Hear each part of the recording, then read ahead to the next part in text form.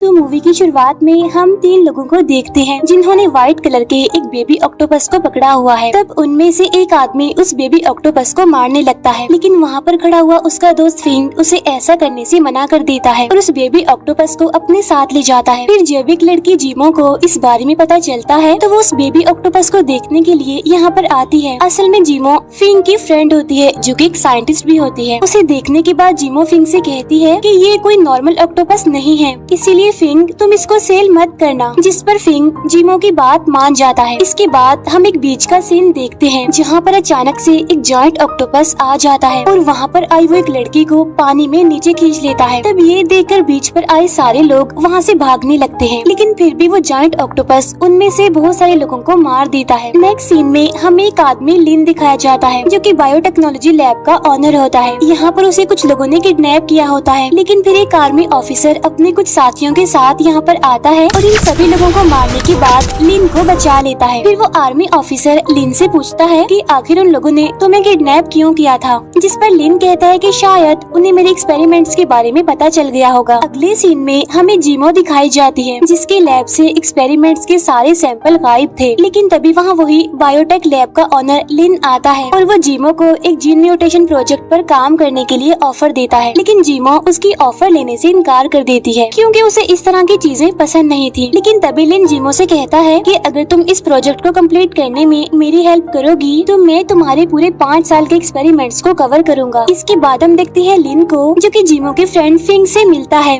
और वो white octopus के बदले में उसे बहुत सारे पैसे ऑफर करता है, लेकिन फिंग इस ऑफर को लेने के लिए साफ मना कर देता है और इतनी ही देर में जीमो भी वहाँ पर आ जाती है जहाँ फिंग फौरन उसे मिलने के लिए चला जाता है। यहाँ पर जीमो फिंग से कहती है कि तुमने कल बीच वाले अटैक के बारे में तो जरूर सुना होगा, यानी जहाँ पर एक जायंट ऑक्टोपस ने अटैक कर दिया था, और मुझे लगता है कि ये चीज उस व्हाइट ऑक्टोपस से जुड़ी हुई है जो कि तुम्हारे पास है, इसीलिए तुम्हें उसे पानी में छोड़ देना चाहिए और आजाद कर देना चाहिए। तो फिंग जीमो से कहता है अरे ऐसा कुछ नहीं है, सिर्फ तुम्हारा वहम है, ये एक एक्सीडेंट भी तो हो सकता है ना, इसीलिए मैं नहीं करूँगा उसे आजाद, मैं उसे पानी में नहीं छोड़ूंगा बल्कि अपने पास ही रखूंगा। तब इस बात से जीमो नाराज होकर गुस्सा करते हुए वहाँ से चली जाती है। नेक्स्ट सीन में हमें लिन की असिस्टेंट दिखाई जाती है जो कुछ लोगों से व्हाइट ऑक्टोपस को लाने के लिए कहती है। इसके बाद हम देखते हैं कि जीमो लिन के लिए काम करने को तैयार हो गई है, लेकिन तभी पानी में सैटेलाइट्स के थ्रू कोई चीज इन्हें डिटेक्ट होती है जो कि असल में कोई और नहीं बल्कि वही जायंट ऑक्टोपस होता है। फिर उन्हें पता चलता है कि वो जायंट ऑक्टोपस फिंग के रेस्टोरेंट के पास जा रहा है। तब ये देखकर जीमो फौरन वहाँ जाने के लिए निकल जाती है। उधर हम देखते हैं जायंट ऑक्टोपस को जो पानी से बाहर आ गया है, जिसे देखकर वहाँ पर आए सारे लोग काफी डर जाते हैं और वहाँ से भागने लगते हैं। लेकिन अब जायंट ऑक्टोपस इन लोगों पर अटैक करने लगता है और वो सभी लोगों को मारकर काफी बुरी तरह से इंजर्ड करने लगता है। तब ये देखकर फिंग फौरन अपने दोनों दोस्तों के साथ मिलकर उसे रोकने की कोशिश करता है, लेकिन वो साइज में इतना बड़ा था और खतरनाक था कि उसे रोकना इम्पॉसिबल था। लेकिन तभी कोई इसी दौरान चुपके से फिंग का ट्रक लेकर वहाँ से भागने की कोशिश करता है और उसी ट्रक में फिंग ने व्हाइट ऑक्टोपस को रखा हुआ था। तब ट्रक को वहाँ से जाता हुआ देखकर जायंट ऑक्टोपस को बहुत गुस्सा आ जाता है। वो इतना अग्रेसिव हो जाता है कि फिंग के पूरे रेस्टोरेंट को ही तोड़ देता है। मगर इतनी ही देर में जीमो भी वहाँ पर आ जाती है जहाँ फिंग इसके साथ बैठकर अपने ट्रक का पीछा करने लगता है। फिर वो किसी तरह करके अपने ट्रक पर चढ़ जाता है जहाँ वो ड्राइवर को ट्रक से बाहर फेंककर ट्रक पर अपना कंट्रोल कर लेता है। लेकिन इसी दौरान गाड़ी का बैलेंस खराब होने की वजह से जीमो की गाड़ी एक ट्री से टकरा जाती है, लेकिन इस एक्सीडेंट में जीमो को कुछ नहीं होता, उसकी जान बच जाती है। अगले सीन में हम देखते हैं कि जीमो फिंग को अपने घर लाती है जहाँ हम नोटिस करते हैं कि फिंग काफी अपसेट है क्योंकि उसका पूरा रेस्टोरेंट डिस्ट्रॉय हो गया था और मुसीबत की बात तो ये है कि इसके ऊपर बहुत सारा कर्ज है।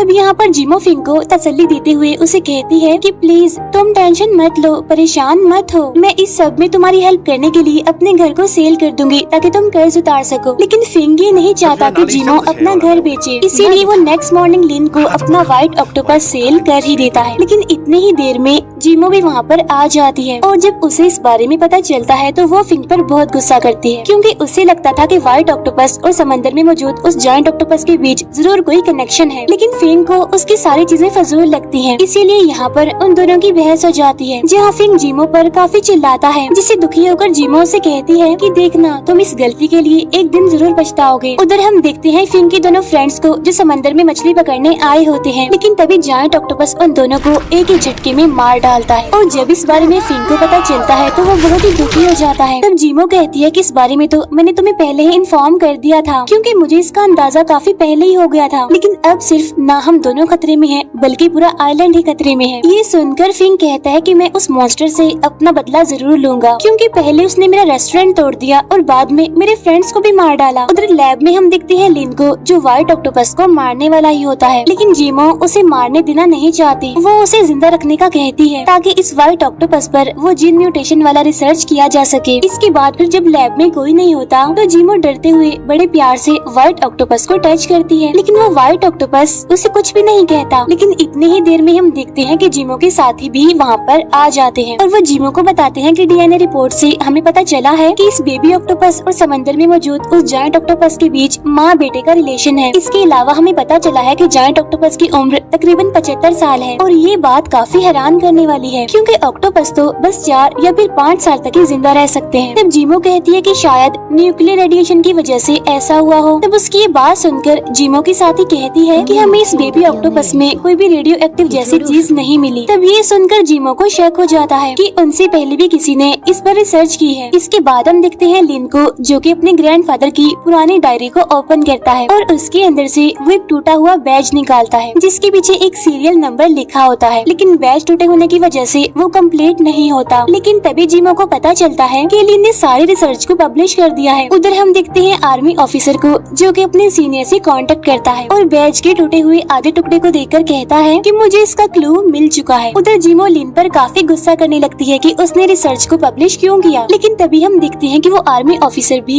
अपने साथियों के साथ वहाँ पर पहुँच गया है। वो वहाँ आते ही लिन पर गन पॉइंट कर देता है और गुस्से में कहता है कि तुमने इस बात को हमसे क्यों छुपाया, पहले हमें क्यों नहीं बताया इस रिसर्च के बारे में। इसीलिए अब मुझे तुम्हारा पैसा नहीं बल्कि तुम्हारा एक्सपेरिमेंट चाहिए। उधर जीमो चुपके से लिन के लैपटॉप को एक्सेस कर लेती है, जिसमें उसे पुरानी पिक्चर्स और सीक्रेट रिपोर्ट्स दिखाई देती हैं। लेकिन तभी लिन और उसकी असिस्टेंट उसे यहाँ पर आकर पकड़ लेते हैं और तभी यहाँ पर लिन को पता चलता है कि उसके ही एक असिस्टेंट ने उस आर्मी ऑफिसर को ये सारी रिपोर्ट्स दी थी, यानी उसे ये सारी बात बताई थी। अब क्योंकि उस आर्मी ऑफिसर को रिसर्च के बारे में तो पता चल गया था, इसीलिए अब वो लिन को पूरी बात बताने के लिए कहता है, जहाँ पर लिन बताता है कि मेरे ग्रैंडफादर जर्मनी के एक रिसर्च सेंटर में साइंटिस्ट थे और उन्हें जीन म्यूटेशन पर काम करने के लिए फोर्स किया गया था, जहाँ उन्होंने पानी में रहने वाले बहुत सारे क्रिएचर्स पर स्टडी की। फिर उन्होंने उन सभी पर अपने एक्सपेरिमेंट्स किए, लेकिन अनलकीली उनके सारे एक्सपेरिमेंट्स फेल हो गए। लेकिन इसके बाद उन्होंने एक ऑक्टोपस पर भी इसका टेस्ट किया, लेकिन वो ऑक्टोपस जिंदा और सही सलामत वहाँ से भाग गया था। फिर इसके कुछ टाइम बाद उस रिसर्च सेंटर को बंद कर दिया गया और मैं काफी टाइम से इसी ऑक्टोपस को ढूंढ रहा था, क्योंकि उसकी मदद से ही मैं असली एंटीडोट को ढूंढ सकता हूँ। फिर लिन उसके पास मौजूद आधे टूटे हुए बैज को दिखाता है, जिसके बाद वो आर्मी ऑफिसर अपने पास से उसका आधा टुकड़ा निकालता है। तब यहाँ पर लिन समझ जाता है कि अभी तक जो कुछ भी हुआ इस सब में इस आर्मी ऑफिसर की ही चाल थी। फिर वो ऑफिसर व्हाइट ऑक्टोपस को लेकर समंदर के बिल्कुल बीचों बीच आ जाता है, लेकिन तभी यहाँ पर फिंग भी पहुँच जाता है। लेकिन उस ऑफिसर के लोग उसे पकड़ लेते हैं और पानी में फेंकने जाते हैं।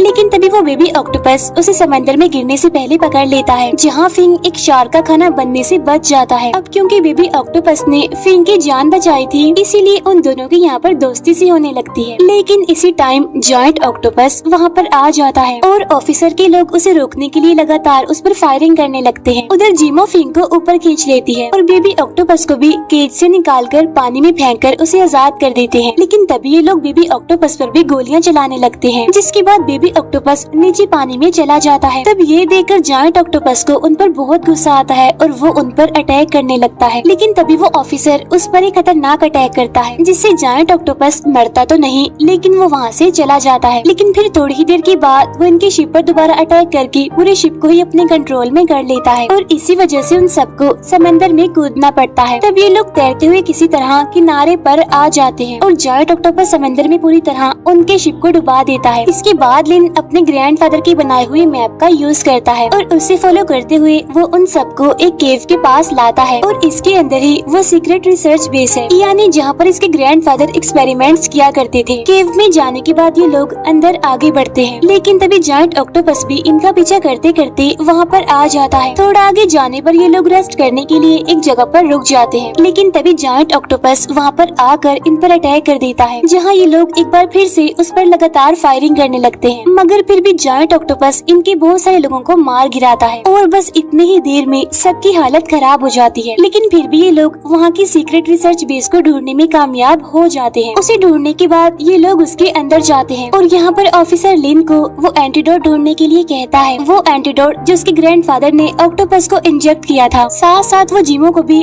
टेस्ट तैयार करने के लिए कहता है। लिन एक जगह पर आता है जहाँ पर बहुत सारे एंटीडोट्स पड़े हुए थे और वो इनमें से असली वाली एंटीडोट को ढूंढने लगता है। उधर ऑफिसर के लोग इस जगह को एक्सप्लोर कर रहे होते हैं, जहाँ उन्हें एक्सप्लोजिव का बहुत सारा सामान मिलता है। लिन ऑफिसर को एक एंटीडोट ला कर देता है, जिससे वो ऑफिसर काफी खुश हो जाता है, क्योंकि इसकी मदद से उसकी आर्मी काफी स्ट्रॉन्ग हो जाएगी। उधर ऑफिसर के लोग हर जगह पर एक्सप्लोजिव लगा देते हैं, जहाँ पर ऑफिसर जिमो से उस एंटीडोट को टेस्ट करने के लिए कहता है। लेकिन जब जिमो उसका टेस्ट करती है तो वो टेस्ट फेल हो जाता है। तब इस बात की वजह से ऑफिसर को बहुत गुस्सा आता है और वो लिन की टांग पर शूट कर देता है और कहता है कि तुमने फिर वही काम किया, एक बार फिर से मुझसे झूठ बोला। लेकिन ठीक उसी टाइम जायंट ऑक्टोपस भी वहाँ पर आ जाता है। तब ये देखकर ऑफिसर के सारे लोग उस पर फायरिंग करने लगते हैं, जिससे जायंट ऑक्टोपस को बहुत गुस्सा आता है और अब वो भी इनको मारना शुरू कर देता है। जिमो और फिंग लिन को अपने साथ लेकर भागने की कोशिश करते हैं, लेकिन लिन की टांग पर गोली लगने की वजह से वो ज्यादा तेज नहीं भाग पाता। जहाँ अब जायंट ऑक्टोपस भी इनके पीछे ही होता है, मगर वो फिर भी लिन को अकेला नहीं छोड़ते और उसे लेकर एक जगह पर छुप जाते हैं। जायंट ऑक्टोपस ऑफिसर के सारे लोगों को ऑलमोस्ट मार चुका होता है, लेकिन तभी उसी टाइम भागते हुए लिन के ऊपर लोहे की एक काफी भारी चीज गिर जाती है। वो तो पहले ही काफी इंजर्ड था और अब इसकी वजह से उसकी हालत काफी खराब हो जाती है। और तभी यहाँ पर लिन जिमो को असली वाला एंटीडोट देता है, क्योंकि असली एंटीडोट को इसने उस ऑफिसर से छुपा लिया था, क्योंकि अगर ये असली एंटीडोट उसके हाथ लग जाता तो वो इसकी पावर से पूरी दुनिया को डिस्ट्रॉय कर देता। और इतना बताते ही लिन की यहीं पर मौत हो जाती है। फिर फिंग जिमो को यहाँ से उस एंटीडोट को ले जाने के लिए कहता है और खुद वो लेने जाता है एक्सप्लोजिव रिमोट को, लेकिन तभी उसे वो ऑफिसर पकड़ लेता है, जिसके बाद यहाँ पर इन दोनों की लड़ाई होने लगती है। लेकिन यहाँ पर वो ऑफिसर फिंग पर भारी पड़ने लगता है। अब क्योंकि जिमो भी वहीं पर होती है, इसीलिए वो जिमो से असली एंटीडोट को टेस्ट करने के लिए कहता है। फिर फिंग एक्सप्लोजिव रिमोट लेकर सभी एक्सप्लोजिव का टाइमर एक्टिवेट कर देता है 2 मिनट का, यानी यहाँ पर इनके पास बस 2 मिनट का टाइम रह जाता है। तब इस बात के लिए वो ऑफिसर फिंग को बहुत मारता है। उधर जिमो जो उस एंटीडोट को टेस्ट कर रही थी, उसका टेस्ट कंप्लीट हो जाता है, यानी यहाँ उनकी रिसर्च सक्सेसफुल हो जाती है और पता चलता है कि यही असली एंटीडोट है। इस बात पर वो ऑफिसर बहुत खुश होता है, लेकिन पीछे से वो जायंट ऑक्टोपस आकर उसे मार डालता है। तब ये देखकर फिंग से वो एंटीडोट ले लेता है और जिमो को लेकर यहाँ से भागने लगता है। लेकिन तभी वहाँ पर लगे सारे एक्सप्लोजिव फटने लगते हैं, जिसकी वजह से ये पूरी जगह डिस्ट्रॉय होने लगती है, जिसकी वजह से ये दोनों यहाँ से भाग जाते हैं और जायंट ऑक्टोपस भी अब इनका पीछा नहीं कर पाता। फिर आगे जाकर ये दोनों अपनी जान बचाने के लिए पानी में कूद जाते हैं। तब दोनों किसी तरह किनारे पर आ जाते हैं, लेकिन फिंग को होश नहीं होती, क्योंकि वो बेहोश होता है, जिसे देखकर जिमो काफी दुखी हो जाती है। लेकिन फिर थोड़ी ही देर के बाद फिंग भी होश में आ जाता है। लेकिन तभी हम देखते हैं कि बेबी ऑक्टोपस इन दोनों को वहाँ पर देख रहा था। इसके बाद कहानी में हमें 7 साल बाद का टाइम दिखाया जाता है, जहाँ जिमो और फिंग का बेटा समंदर के किनारे खेल रहा था। लेकिन तभी अचानक से वो पानी में डूबने लगता है, लेकिन बेबी ऑक्टोपस यहाँ पर आकर उसकी जान बचा लेता है। और तभी वहाँ उसके पेरेंट्स जिमो और फिंग भी वहाँ पर आ जाते हैं। तब बच्चा इनसे पूछता है क्या बेबी ऑक्टोपस वाली बात सच्ची थी, यानी जिसकी कहानी आपने मुझे सुनाई थी, जिसने आपकी जान बचाई थी। तब ये सुनकर वो दोनों मुस्कुराने लगते हैं।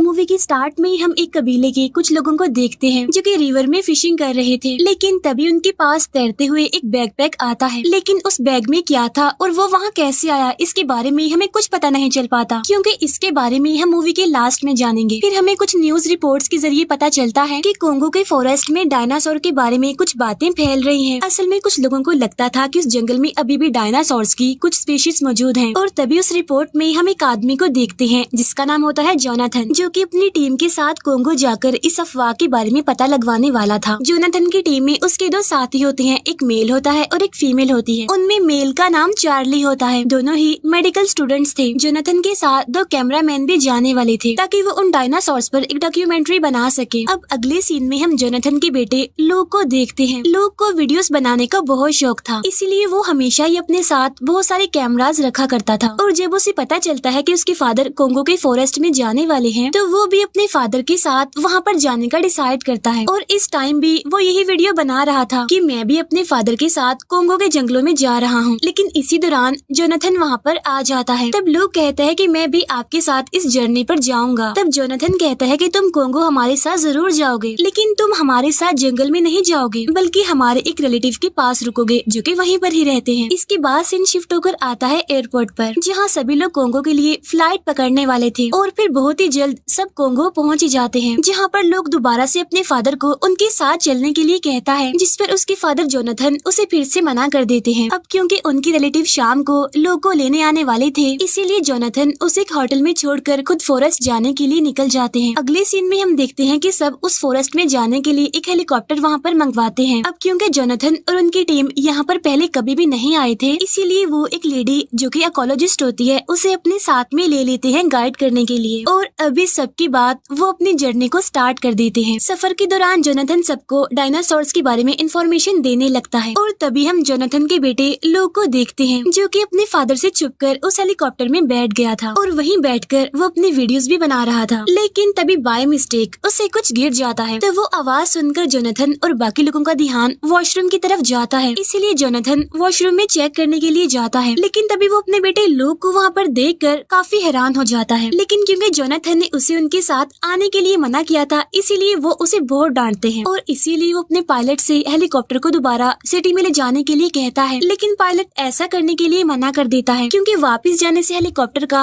बहुत सारा फ्यूल वेस्ट हो जाएगा, जिसकी वजह से उन्हें कोंगो पहुंचने में देर हो सकती थी। लेकिन अब क्योंकि उनके पास और कोई ऑप्शन तो होता नहीं, इसीलिए जोनाथन को उसे अपने साथ ही ले जाना पड़ता है। और इसी दौरान लूक का ध्यान एक बर्ड लाइक क्रिएचर पर जाता है, यानी कि ऐसा क्रिएचर जो किसी बर्ड की तरह दिखता हो। तो इसके बारे में वो अपने फादर के साथी चार्ली से पूछता है, लेकिन चार्ली को भी इस बारे में कुछ पता नहीं होता। तो इसलिए लूक अब उनके बारे में उस इकोलॉजिस्ट से पूछता है, जिस पर वो कहती है कि मुझे भी इसके बारे में कोई नॉलेज नहीं है, मैं नहीं जानती कि ये क्या चीज है। असल में ये बर्ड लाइक क्रिएचर होते हैं टेरासोर, यानी कि उड़ने वाले डायनासोर्स। और अब ये टेरासोर डायनासोर्स उनके हेलीकॉप्टर से टकरा जाते हैं, जिसकी वजह से हेलीकॉप्टर का बैलेंस खराब हो जाता है और वो जाकर नीचे गिरता है, जिसकी वजह से सारे लोग कुछ देर के लिए बेहोश हो जाते हैं। फिर कुछ देर के बाद जब सबको होश आती है, तो वो नोटिस करते हैं कि क्रैश की वजह से उस हेलीकॉप्टर का ऑयल टैंक लीक होने लगा है। इसीलिए वो लोग अपनी जरूरत का सारा सामान लेकर जल्द से जल्द हेलीकॉप्टर से बाहर आकर एक सेफ जगह पर चले जाते हैं, जिसके कुछ ही देर बाद वो हेलीकॉप्टर ब्लास्ट हो जाता है। इसीलिए अब उन्हें अपने सफर पर पैदल ही आगे जाना पड़ता है। इसीलिए जोनाथन इकोलॉजिस्ट यानी उस लड़की से आगे का रास्ता पूछता है, जिस पर वो कहती है कि हमें एक रिवर को क्रॉस करना पड़ेगा, जिसे सुनकर अब वो सारे लोग रिवर की तरफ बढ़ने लगते हैं। इसी दौरान उन्हें कबीले का पुराना इलाका मिलता है, यानी अब वहाँ पर वो कबीले वाले नहीं रहा करते थे। लेकिन अब क्योंकि रात होने वाली थी, इसलिए जोनाथन डिसाइड करता है कि आज रात वो सभी इन ट्राइब्स के घरों में ही रहेंगे। लेकिन इकोलॉजिस्ट को वहाँ पर रुकना सही नहीं लगता, उसे सेफ नहीं लगता कुछ भी, इसीलिए वो वहाँ रुकने से मना कर देती है। लेकिन और कोई रास्ता ना होने की वजह से उन्हें वहाँ पर रुकना ही पड़ता है और वो लोग अलग अलग जगहों पर रुकने की बजाय एक ही जगह पर रुकते हैं। तभी लूक एक कैमरा अपने रूम के बाहर लगा देता है और उस कैमरा को अपने डिवाइस के साथ कनेक्ट कर लेता है, ताकि वो रात के सारे मोमेंट्स को रिकॉर्ड कर सके। और अब हम इन सबको रूम में देखते हैं, जहाँ पर वो लोग डिस्कस कर रहे होते हैं कि क्रैश के बाद कौन कौन सा ऐसा सामान है जो प्रॉपरली काम कर रहा है। और तब हमें पता चलता है कि क्रैश की वजह से उनके सारे कम्युनिकेशन डिवाइसेस खराब हो गए हैं और उनके पास सिर्फ एक सैटेलाइट फोन है और वो भी डैमेज है, उसकी हालत भी ठीक नहीं है। लेकिन अब क्योंकि लूक टेक्नोलॉजी के बारे में थोड़ा बहुत जानता था, इसीलिए लूक को ही वो फोन दे दिया जाता है रिपेयर करने के लिए। अब इसके बाद रात में जब वो सारे लोग सो रहे थे, तो उन्हें बाहर से किसी चीज की आवाज सुनाई देती है, जिसकी वजह से कैमरामैन की आंख खुल जाती है और इसी वजह से वो फौरन लूक को भी उठा देता है। जिसके बाद लूक बाहर लगाए हुए कैमरा के जरिए देखता है कि वहाँ पर बहुत सारे टेरासोर हैं। और तब इसी दौरान बाकी सबकी आंख भी खुल जाती है और ये भी उन टेरासोर्स को देखकर काफी डर जाते हैं। लेकिन तभी एक टेरासोर उनके रूम की छत को तोड़कर अंदर घुस जाता है, जिसे देखकर ये लोग अब और ज्यादा पैनिक कर जाते हैं, डर जाते हैं। उस टेरासोर से बचने के लिए वो सब लोग उस रूम से बाहर भागते हैं, लेकिन रूम से निकलते ही वहाँ पर मौजूद बाकी टेरासोर्स भी उनके पीछे पड़ जाते हैं और ये सब देखकर वो कोलॉजिस्ट उन सब को रिवर की तरफ जाने के लिए कहती है, जिसे सुनकर ये लोग किसी न किसी तरह करके रिवर तक पहुँच जाते हैं। रिवर के पास उन्हें कुछ बोट्स दिखाई देती हैं, जिसमें जल्दी से बैठकर अब ये लोग रिवर के बिल्कुल बीचों बीच चले गए थे। लेकिन इसी बीच अनलकीली जोनाथन की फीमेल पार्टनर को एक टेरासोर मार देता है, लेकिन ये लोग किसी तरह उन टेरासोर से बच जाते हैं। वजह ये थी कि ये टेरासोर उड़ नहीं सकते थे। नेक्स्ट डे हम देखते हैं कि जोनाथन उस इंसिडेंट के बाद ये डिसाइड करता है कि वो इस सफर को यहीं पर छोड़कर वापस घर चला जाएगा सबके साथ। लेकिन उसका साथी चार्ली उसकी इस बात पर एग्री नहीं करता और वो कहता है कि तुम्हारा ये फैसला बिल्कुल भी ठीक नहीं है, क्योंकि यही तो टाइम है हमारे पास जब हम यहाँ पर रुककर उन डायनासोर्स के बारे में मजीद जान सकते हैं। और अब इस बात को लेकर जोनाथन और चार्ली के बीच बहस होने लगती है। लेकिन तभी अचानक से उनकी बोट किसी चीज से टकरा जाती है और टकराने की वजह से उनकी बोट अनबैलेंस्ड हो जाती है और इसी सीन के साथ स्क्रीन ब्लैकआउट हो जाती है। इसके फौरन बाद हम देखते हैं कि वो सारे लोग अब किनारे पर आ चुके हैं, लेकिन टकराने की वजह से उनकी एक बोट पूरी तरह से डैमेज हो गई थी। लेकिन उसकी निस्बत उनकी दूसरी बोट इतनी डैमेज नहीं हुई थी, इसीलिए सभी लोग मिलकर उसे रिपेयर कर रहे थे। फिर कैमरामैन जोनाथन से उस टक्कर के बारे में पूछने लगता है कि आखिर वो चीज क्या थी जिसने हमारी बोट्स को इतना डैमेज कर दिया, जिस पर जोनाथन कहता है कि कुछ नहीं, बस वो तो कुछ पत्थर थे। इसके बाद हम देखते हैं कि फिर से रात हो गई है, जहाँ पर ये लोग आग जलाकर बातें कर रहे थे, जहाँ पर वो कोलॉजिस्ट उन सबको बताती है कि कुछ टाइम पहले कुछ विलेजर्स को एक मिस्टीरियस क्रिएचर किसी गेटवे के पास उठाकर ले जाता था, जिसके बाद कुछ लोग उस गेटवे का सीक्रेट जानने के लिए वहाँ पर गए, लेकिन वहाँ जाने के बाद कोई भी वापस नहीं आया। और तभी इसी दौरान वहाँ झाड़ियों से एक बेबी डायनासोर बाहर आता है और ये बेबी डायनासोर होता है डिलोफोसोरस, जिसे देखकर वो सभी लोग समझ जाते हैं कि वो अफवाहें बिल्कुल ठीक थी, यानी कि डायनासोर्स अभी भी इस दुनिया में पाए जाते हैं। उस बेबी डायनासोर को देखकर लूक उसे कुछ कैंडीज देता है, जिससे कि अब उन दोनों में दोस्ती हो गई थी। नेक्स्ट डे कोलॉजिस्ट उन्हें बताती है कि यहाँ पास में ही एक विलेज है, जहाँ पर जाकर हम कुछ दिन स्टे करेंगे, जब तक कि उनका सैटेलाइट फोन ठीक नहीं हो जाता। और उसके ठीक होने के बाद हम सभी अपने अपने घर वापस चले जाएंगे। लेकिन चार्ली वापस नहीं जाना चाहता था और इसीलिए उसकी बाकी लोगों से बहस हो जाती है। उधर लूक उस बेबी डायनासोर के साथ खेल रहा होता है, साथ ही साथ वो उसके गले में एक कैमरा भी लगा देता है, ताकि वो बेबी डायनासोर जब अपने घर जाए तो वो उनका घर देख सके। फिर कुछ टाइम के बाद वो बेबी डायनासोर और उसके साथी वहाँ से रिवर में चले जाते हैं। अब क्योंकि लूक ने उस बेबी डायनासोर के गले में कैमरा लगाया हुआ था, इसीलिए वो डायनासोर जहाँ जहाँ जा रहा था लूक भी वो सब अपने कैमरा में देख रहा था,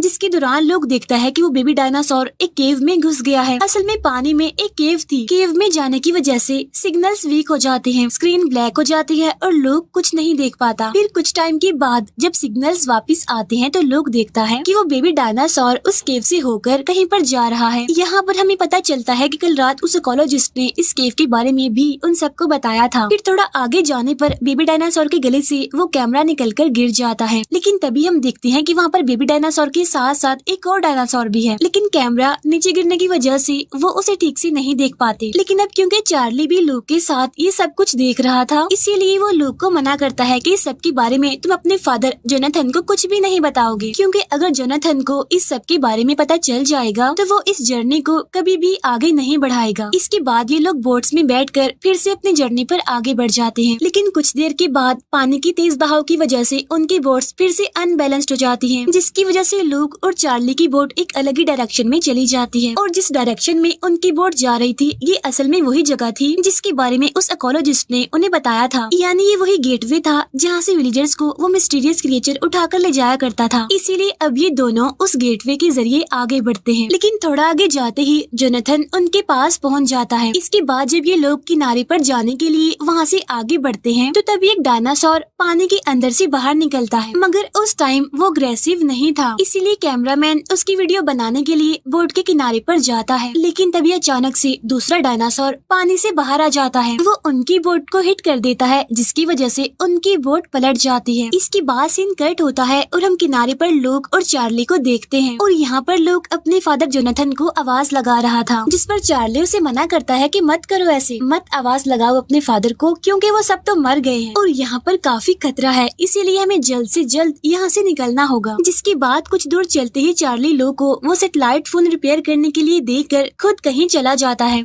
और यहाँ पर लोग लकीली उस फोन को ठीक कर लेता है। कुछ ही देर के बाद चार्ली भी वहाँ पर आ जाता है और वो लूक से कहता है कि मैंने वो गेटवे ढूंढ लिया है, जिसे सुनकर लूक भी अब उसके साथ उस गेटवे की तरफ बढ़ने लगता है। वहाँ पहुँचते ही लूक भी चार्ली से कहता है कि मैंने भी वो सैटेलाइट फोन रिपेयर कर लिया है। फोन ठीक होने की बात सुनकर चार्ली लूक से वो फोन छीनकर उसे उस गेटवे में धक्का दे देता है, जिसकी वजह से लूक सीधा जाकर पानी में गिरता है और सरफेस पर आते ही वो फिर से वीडियोस बनाने लगता है। लेकिन तभी अचानक से बेबी डायनासोर भी उसके पास आ जाता है। उधर हम जोनाथन, अकोलॉजिस्ट और एक कैमरामैन को देखते हैं जो कि अभी जिंदा थे, लेकिन बस एक कैमरामैन मारा गया था। यहाँ पर जोनाथन उन दोनों से अपने बेटे लूक को ढूंढने के लिए कहता है, लेकिन वो अकोलॉजिस्ट ऐसा करने से मना कर देती है, जिसकी वजह से अब जोनाथन और उस कैमरामैन को ही लूक को ढूंढने जाना पड़ता है। उधर लूक अब बेबी डायनासोर का पीछा कर रहा था और इसी दौरान उसके सामने कुछ टेरासॉर्स आ जाते हैं जो कि लूक पर अटैक करने के लिए बस आगे बढ़ ही रहे थे कि तभी जोनाथन और कैमरामैन वहाँ पर आकर उसे बचा लेते हैं। लेकिन वो कैमरामैन अपने साथी का बदला लेने के लिए उन टेरासॉर के पीछे चला जाता है, लेकिन उनका पीछा करते करते वो उनके एरिया तक ही पहुँच जाता है,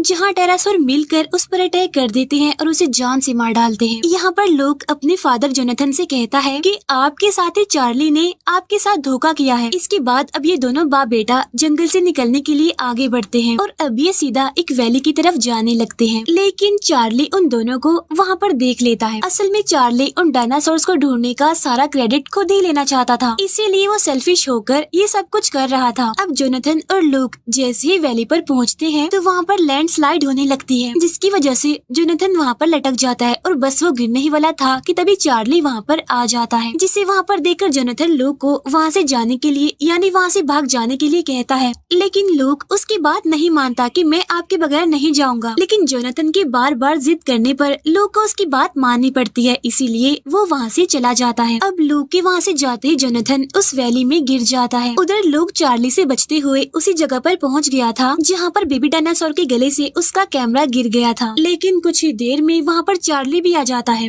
जो कि लूक को मारने के लिए आगे बढ़ रहा था, लेकिन लकीली वहाँ पर वो बेबी डायनासोर आ जाता है और वो लूक के ऊपर स्पिट कर देता है। इसके बाद बेबी डायनासोर वहाँ पर अपने पेरेंट्स को बुलाने लगता है और अब जैसे ही चार्ली लूक को मारने वाला था, लेकिन तभी बिल्कुल ठीक टाइम पर वहाँ उस बेबी डायनासोर के पेरेंट्स आकर चार्ली को मार डालते हैं और उसे खा लेते हैं। लेकिन बेबी डायनासोर के पेरेंट्स लूक को नहीं मारते, क्योंकि बेबी डायनासोर ने लूक पर स्पिट किया था, इसीलिए उन्हें लूक भी उनकी फैमिली का ही लगता है। लेकिन उन डायनासोर्स को वहाँ पर देखकर लूक काफी डर गया था, इसी वजह से वो वहाँ से भागने लगता है और वहाँ से भागने के दौरान लूक को वो चीज मिल जाती है जिसकी वजह से उन्होंने ये सफर स्टार्ट किया था। असल में उसी डायनासोर का एक पूरा एरिया मिल चुका था, जिसे देखकर लूक अब काफी हैरान हो गया था, इसीलिए वो उन सब चीजों की वीडियो बनाने लगता है। इसी दौरान हमें पता चलता है कि उनका सैटेलाइट फोन दोबारा से खराब हो गया है और वो इतना डैमेज हो गया है कि अब लूक उसे फिर से ठीक नहीं कर सकता, जिसकी वजह से वो अब इन डायनासोर के एरिया के बारे में कॉल करके किसी को भी नहीं बता सकता। लेकिन लूक अब यहाँ पर अपने बैकअप प्लान का यूज करता है। वो सभी डायनासोर की वीडियो बनाकर उनकी हार्ड ड्राइव को वाटरप्रूफ बैग में बंद कर देता है और अपना बैग पैक करके नीचे रिवर में फेंक देता है, ताकि वो बैग बहता हुआ बाहर वाले एरिया में पहुँच जाए और लोगों को इन डायनासोर्स के बारे में पता चल सके। यानी कि ये वही बैग पैक होता है जिसे हमने मूवी के स्टार्ट में देखा था, जो कि तैरते हुए कुछ फिशर्समैन के पास पहुँच गया था। अब यहाँ पर मैं आपको एक बात बता देती हूँ। असल में उस अकोलॉजिस्ट ने उन सबको जो कहानी सुनाई थी, यानी कि एक मिस्टीरियस क्रिएचर विलेजर्स को उठाकर गेटवे के पास ले जाता था, वो असल में कोई मिस्टीरियस क्रिएचर नहीं बल्कि ये डायनासोर्स ही थे, जो कि उस गेटवे के आसपास घूमा करते थे, क्योंकि उस गेटवे की दूसरी तरफ डायनासोर्स की दुनिया थी और गेटवे से इस तरफ इंसानों की दुनिया थी, और इसी वजह से ये डायनासोर्स अभी तक इंसानों से बचे रहे। हमें उस अकोलॉजिस्ट के बारे में भी नहीं बताया गया कि आखिर उसके साथ क्या हुआ था, क्या वो यहाँ से बचकर सही सलामत घर पहुँची या फिर नहीं, और ना ही लूक के बारे में बताया गया कि वो घर पहुँचा या फिर नहीं। उन फिशर्समैन को वो टेप मिल जाती है जिसमें वो सारी वीडियोस रिकॉर्ड थी, और इस वीडियो टेप का नाम था डायनासोर प्रोजेक्ट। यानी कि अब लोगों को डायनासोर्स के बारे में पता चल जाएगा कि वो अफवाहें बिल्कुल ठीक थी। और इसी के साथ ये मूवी यहीं पर एंड हो जाती है। Thank you for watching.